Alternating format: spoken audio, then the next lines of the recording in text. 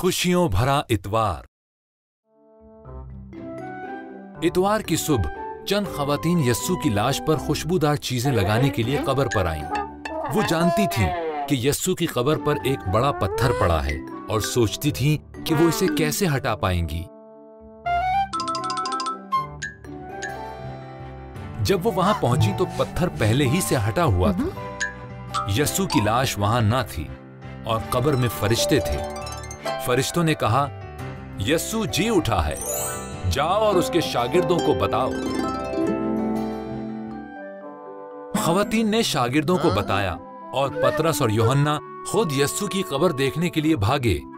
उन्हें वहां सिर्फ यस्सु का कफन मिला और वो अजीब उलझन का शिकार होकर घर वापस आ गए। इसके बाद शागिर्द एक कमरे में इकट्ठे बैठे थे।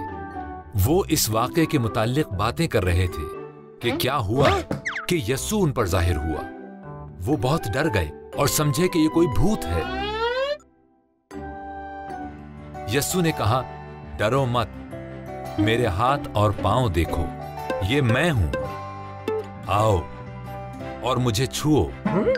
भूत को छुआ नहीं जा सकता और भूत खाते भी नहीं, लेकिन मैं तो भूख महसूस कर रहा हूं। बस उसने थोड़ी सी मछली खाई और उनको बताया, सहीफों में साफ लिखा है कि मसीह दुख उठाएगा और मरेगा और फिर मुर्दों में से जी उठेगा। जो कुछ तुमने देखा है वो दुनिया को बताओ।